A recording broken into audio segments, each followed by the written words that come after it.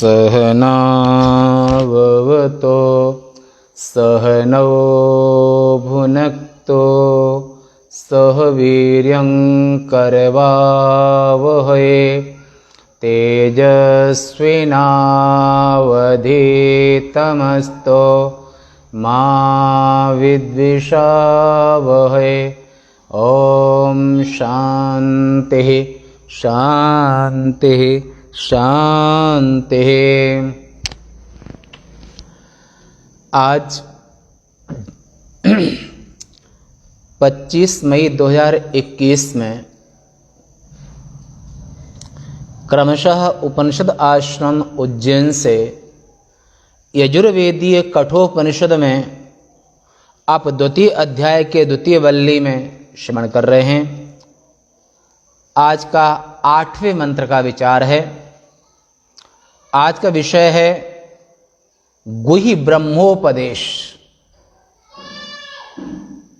गुहि ब्रह्मोपदेश, ब्रह्म के अति गोपनीय स्वरूप का विवेचन, अति गुह्यतम। यत प्रतिज्ञातम गुह्यं ब्रह्म वक्ष्यामि तदा आह। पहले जो कहा था, प्रतिज्ञा की थी कि मैं तुझे, यमराज ने नचिकेता के प्रति प्रतिज्ञा की थी कि मैं तुझे अति गोपनीय रहस्य को भी बताऊंगा, गुह्य ब्रह्म बतलाऊंगा। उसे यहां पर कहते हैं य एष सुप्तेषु जागरते कामं कामं पुरुषो निरमिमाणः तदेव शुक्रं तद्ब्रह्म तदेव अमृतमुच्यते तस्मिन् लोकाः शिताः सर्वे तदुनात्येति कश्चन एतद्वै तद्। य एष सुप्तेषु जागरते कामं कामं पुरुषो निरमिमाणः तदेव शुक्रं तद्ब्रह्म तदेव अमृतमुच्यते तस्मिन् लोकाः शिताः सर्वे तदुनात्येति कश्चन एतद्वै तद्।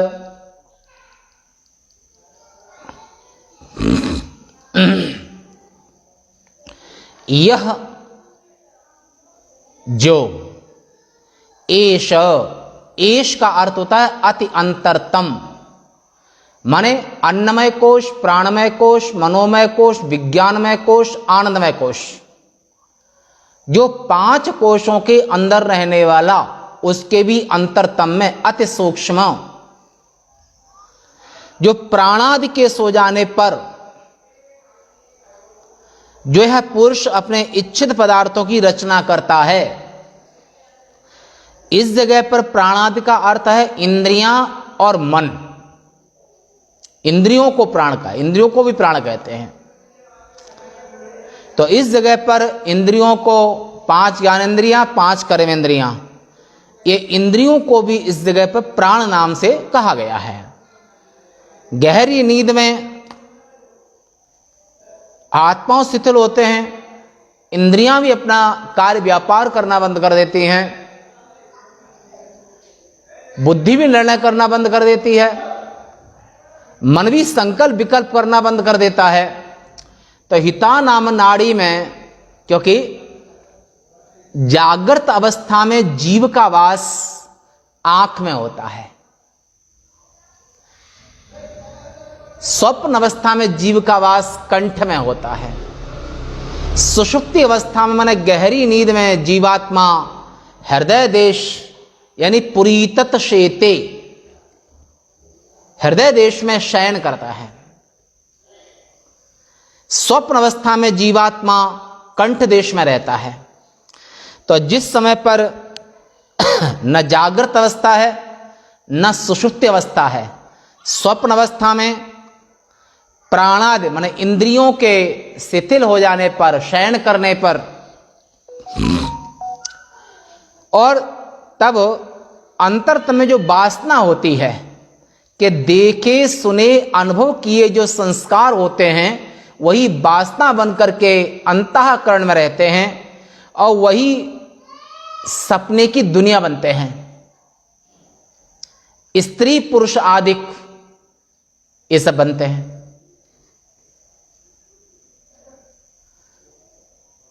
और जो जीवात्मा जैसे अंदर में संकल्प आयत होता है, जैसी अंदर में इच्छा होती है, देखे सुने और अनुभव किए जो संस्कार होते हैं जन्मांतरी, वे संस्कार ही स्वप्न अवस्था में हिता नाम नाड़ी में, जहां पर कंठ देश में जीव का वास होता है, सुषुप्त अवस्था में हृदय देश में, और जागृत अवस्था में आंख में जीव का वास होता है।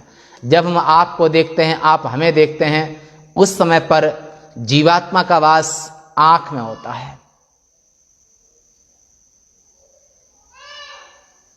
तो यहां पर कहते कि ये जो है जब इच्छित पदार्थों की रचना गहरी नींद में करता है, वो स्वप्न अवस्था में, वही शुक्र माने शुद्ध, एकदम छुअत छलना ही, यानी कि इसमें तीनों गुण नहीं है, प्रकृति का जिसमें प्रवेश भी नहीं है।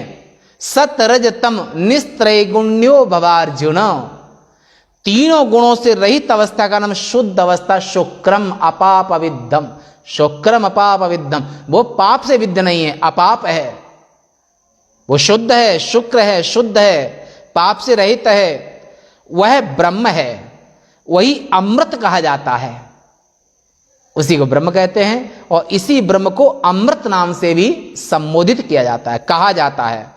उसमें संपूर्ण लोक आश्रित हैं, 14 भुवन, सभी लोग इस ब्रह्म में ही आश्रित हैं, ब्रह्म के आश्रित हैं, कल्पित हैं, आश्रित हैं, ब्रह्म आश्रय है। वे परमेश्वर ब्रह्म सच्चिदानंद सबके आश्रय दाता हैं, वो सबको आश्रय देते हैं, कोई भी उनका उल्लंघन नहीं कर सकता है।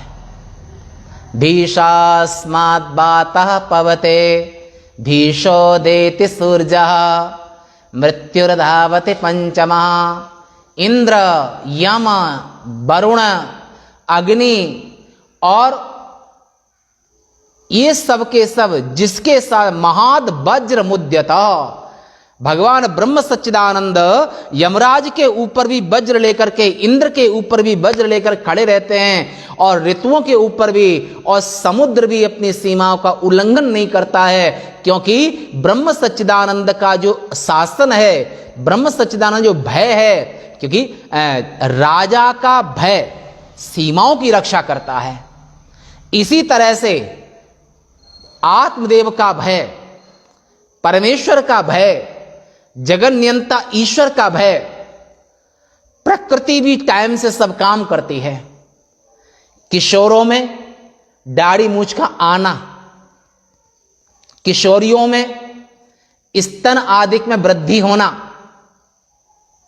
बसंत में, वर्षा में, ग्रीष्म में, ऋतुओं में जब जहां पर जैसी आवश्यकता होती है, ऋतु बराबर वैसा ही उसमें परिवर्तन होता है प्रकृति में।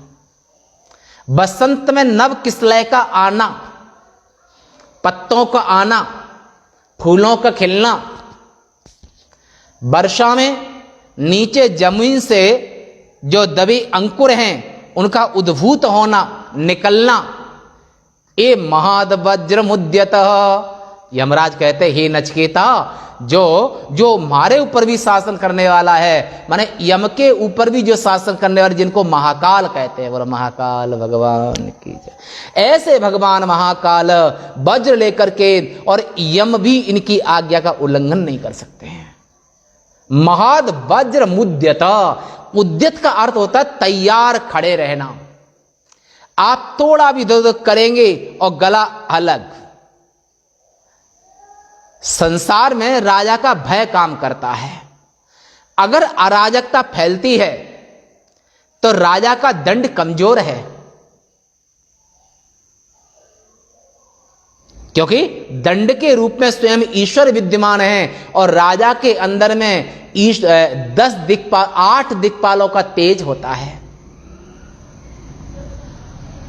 और जिस राजा के राज्य में अराजकता है, अन्याय है, अनीति है, निरीहों को सताया जाता है, स्त्रियों पर अत्याचार किया जाता है, बेईमानी, चोरी आदि होती है, यानी कि राजा की दंड नीति कमजोर है। और परमेश्वर राजदंड के रूप में दंडा दमयितामस्मि, परमेश्वर ब्रह्म सच्चिदानंद दंड के रूप में संसार में विद्यमान हैं। वे राजा के यहां पर भी दंड रूप में हैं और संपूर्ण सृष्टि में यमराज, समुद्र, इंद्र और भी दिक्पाल जो है, अग्नि आदि, ये सब भी उनके भय से कंपित होते हैं। उनकी आज्ञा का, उनकी सीमा का, उनकी मर्यादा का उल्लंघन नहीं कर सकते। प्रकृति कभी भी अपनी मर्यादा का उल्लंघन नहीं करती है, क्योंकि ईश्वर का अनुशासन है, इसलिए उल्लंघन नहीं कर सकता है। निश्चय यही वह ब्रह्म है जो यह प्राणादि के सो जाने पर जागता रहता है, उनके साथ सोता नहीं है। इंद्रियों के साथ में किस प्रकार जागता रहता है, इस पर कहते हैं कि अविद्या के योग से, जब निद्रा काल में अविद्या के कारण स्त्री आदि, स्त्री, पुरुष, आकाश, वायु, गाड़ी, घोड़ा, बंगले सब बनते हैं, स्वप्न में तैयार हो जाते हैं। जीव के अंदर जैसी वासना होती है वैसा उसका स्वप्न होता है, और वो स्वप्न वो देखें स्वप्न अनेक प्रकारा, और ऐसे महाद ईश्वर के, जगन नियंता परमेश्वर के और ब्रह्म सच्चिदानंद के भय से मृत्युर्धावति पंचमा, अग्नि अपनी मर्यादा का उल्लंघन नहीं करती है, समुद्र अपनी मर्यादा को छोड़ करके किसी नगर, शहर, गांव को डुबोते नहीं है। आपने पहले सुना था किशोरियों में स्तन आदि का, किशोर अवस्था में स्तन आदि का आना, किशोरों में दाढ़ी मूछ का आना, फूल आदि, पत्ते आदि, ये प्रभु का, जगन नियंता ईश्वर का ये संयम है, दंड है। दंडा दमयितामस्मि, परमात्मा दंड स्वरूप हैं, और प्रकृति कभी उनकी मर्यादा का उल्लंघन नहीं करती है। पांचों भूत उनकी मर्यादा का उल्लंघन नहीं करते हैं। स्त्री, पुरुष और शरीरों में जो परिवर्तन है और उसमें भी कोई परिवर्तन में अंतर नहीं आता है, क्योंकि प्रकृति बराबर अपने स्वामी की आज्ञा का पालन करती है। ऐसे ही स्त्री आदि अपने अपने इच्छित अभिष्ट पदार्थों की रचना करता है। कौन रचना करता है? वासना, यानी कि जीव के अंदर में हिता नाम नाड़ी में, कंठ देश में जीव जागृत अवस्था में आंख में रहता है, स्वप्न अवस्था में कंठ देश में रहता है, और गहरी नींद में जीवात्मा हृदय देश में रहता है।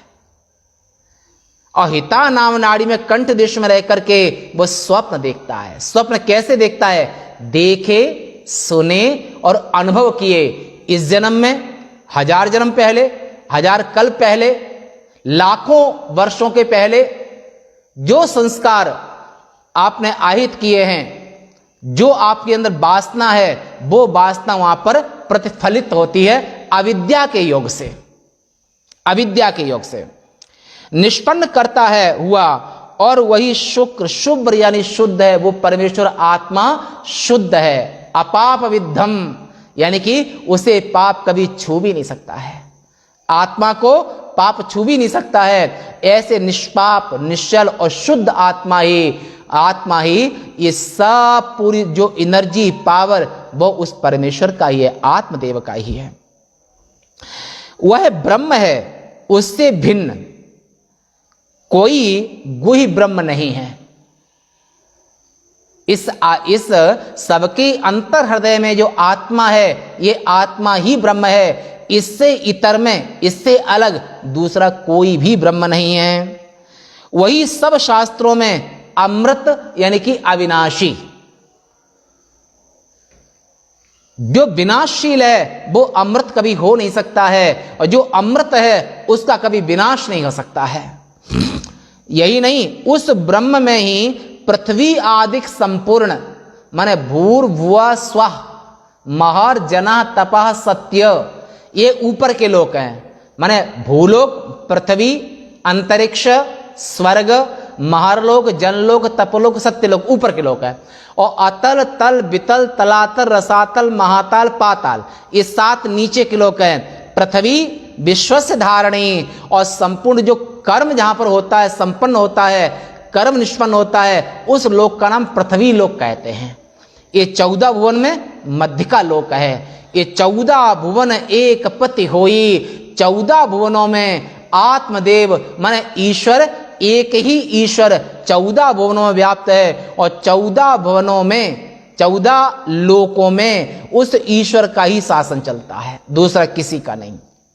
और 14 लोक उसके आश्रित हैं ईश्वर के, और उसका कोई भी अतिक्रमण नहीं कर सकता है, उसकी आज्ञा का उल्लंघन नहीं कर सकता है। समुद्र भी नहीं। जब प्रभु श्री मर्यादा पुरुषोत्तम श्री राम ने लंका जाने के लिए समुद्र से रास्ता मांगा, समुद्र ने अनुनय विनय करने के बावजूद भी 3 दिन बीत गए। समुद्र अपने अहंकार में, बड़ी लहरों में अपना अहंकार दर्शा रहा है। तो वे तो ईश्वर हैं, 24 अवतार प्रभु के हैं। तो प्रभु ने वहां पर क्रोध किया, क्योंकि भय भी न हो न प्रीति, भय के बिना गाढ़ा प्रेम नहीं होता है। लक्ष्मण बाण सरासन आनो सोशो सिंधु, और उन लक्ष्मण मेरा धनुष बाण लाओ, और ये खल सन विनय कुटिल सन प्रीति, सहज कृपण सन सुंदर नीति, ममता रत सन ज्ञान कहानी, अति लोभी सन बिरति बखानी, ऊसर बीज बे फल जथा। हे लक्ष्मण, ये जो जड़ है ये प्रेम की भाषा नहीं समझता है। जो प्रेम की भाषा न समझे वो दंड की भाषा समझता है, वो भय की सा भाषा समझता है। प्रभु ने आग्नेय अस्त्र का आधान किया, और जैसे समुद्र ने देखा कि हमको सुखा देंगे, तो थाल में मोती आदि भर करके प्रभु के सामने रत्नाकर प्रकट होते हैं। देखे राम बल पौरुष भारे, हर्ष पयो निधि भयो सुखारे। समुद्र के दामाद भी हैं मर्यादा पुरुषोत्तम श्री राम, क्योंकि विष्णु के रूप में लक्ष्मी जी दी हुई हैं। राम के ऐसे बल पौरुष को देख करके हर्षित हुआ, और अनुनय विनय हाथ जोड़ करके शरणागत हो गया। प्रभु, सृष्टि है तो सृष्टि जब आपने आरंभ की थी, तो हम 5 की जो करनी है, और इनकी नाथ सहज जड़ करनी, आकाश वायु तेज जल पृथ्वी, इनकी करनी आपने जड़ बना दी थी। प्रभु, इसलिए आप हमको क्षमा करें, माफ करें, क्रोध न करें। ईश्वर के क्रोध से समुद्र भी डरता है। दावानल कुंड वृंदावन में है, वहां पर प्रभु ने दावानल अग्नि का पान किया था, खा लिया था। अघासुर बकासुर एक से एक दानवों को प्रभु ने ईश्वरता दिखाई। अगस्त ऋषि ने समुद्र को पी लिया था। ऐसे प्रभु का जो मंगलमय स्वरूप है, ऐसे ब्रह्म सच्चिदानंद है। कहने का तात्पर्य यह है कि उनकी मर्यादा, उनकी आज्ञा का उल्लंघन संसार में कोई भी, यमराज भी नहीं, कोई भी नहीं कर सकता है। और ऐसे परमात्मा ब्रह्म हैं, उनको महाकाल कहते हैं। कालों के काल महाकाल, क्योंकि महाद वज्र मुद्यतः, वो महाकाल भगवान सभी के ऊपर, इंद्र यम सूर्य चंद्रमा और अग्नि सबके ऊपर वज्र लिए खड़े ही रहते हैं। तनिक कुछ करोगे तो वहीं से गर्दन उड़ा देंगे। ऐसे श्री महाकाल भगवान की आज्ञा का उल्लंघन, कि भगवान महाकाल ही पूर्ण ब्रह्म हैं, वही विष्णु के रूप हैं, और उनकी आज्ञा का उल्लंघन इस संसार में कोई कर नहीं सकता है। माने लोकों का कारण, 14 भुवन का कारण ऐसे भगवान ब्रह्म सच्चिदानंद हैं, और उसका कोई भी अतिक्रमण नहीं कर सकता है। निश्चय वही ब्रह्म है, इन्हीं को ब्रह्म कहते हैं। इत्यादि आगे की व्याख्या पूर्वत ही समझना चाहिए। अनेक तार्किकों की कुबुद्धि द्वारा जिनका चित्त चंचल कर दिया गया है, अतः जिनकी बुद्धि सरल नहीं है, सरल स्वभावन मन को टिलाए, जिनका हृदय सरल नहीं है, चित्त सरल नहीं है, मन सरल नहीं है, जो झूठ ही लेना, झूठ ही देना, झूठ ही भोजन, झूठ चबेना, और जो झूठ में रत हैं, राग द्वेष में रत हैं, छल कपट करने में रत हैं, ये भगवान से बहुत दूर होते हैं।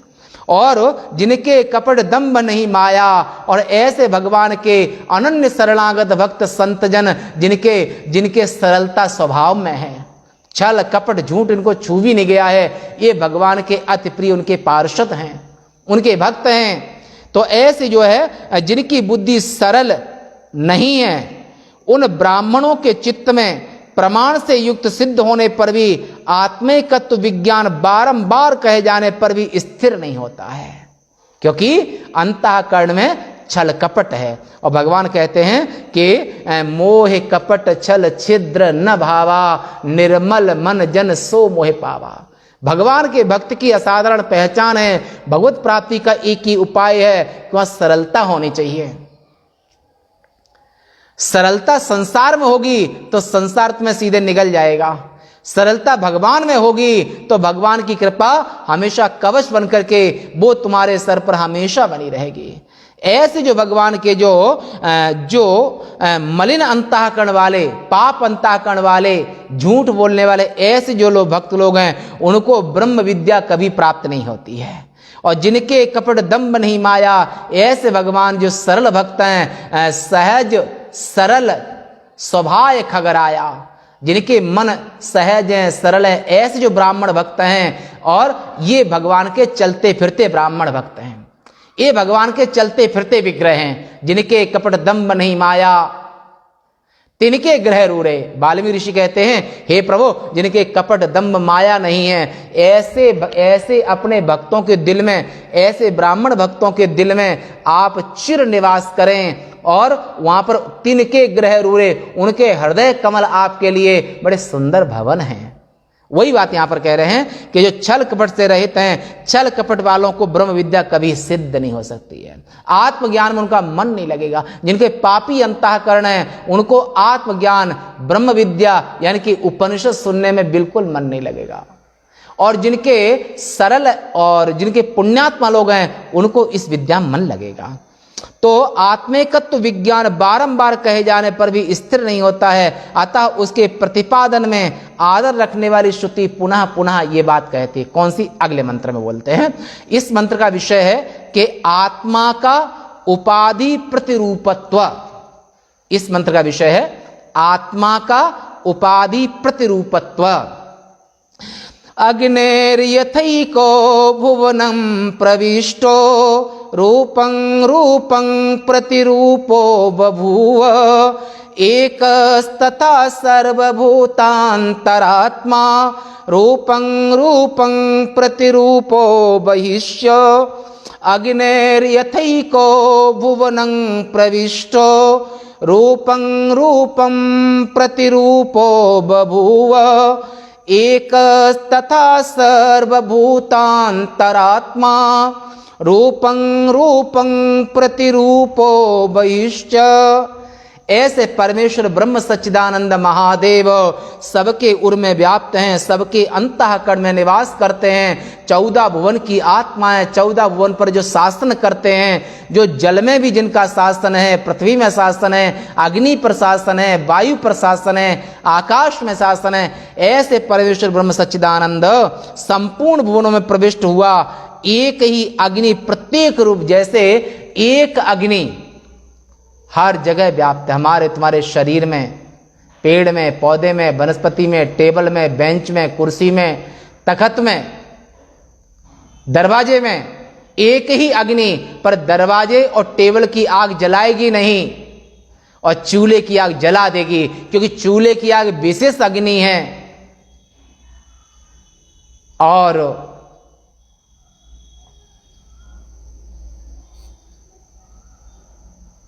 समष्टि आग सामान्य अग्नि जो टेबल बेंच तखत काठ में, लकड़ियों में, पेड़ पौधे में, वो जलाएगी नहीं। ऐसी परमेश्वर सामान्य रूप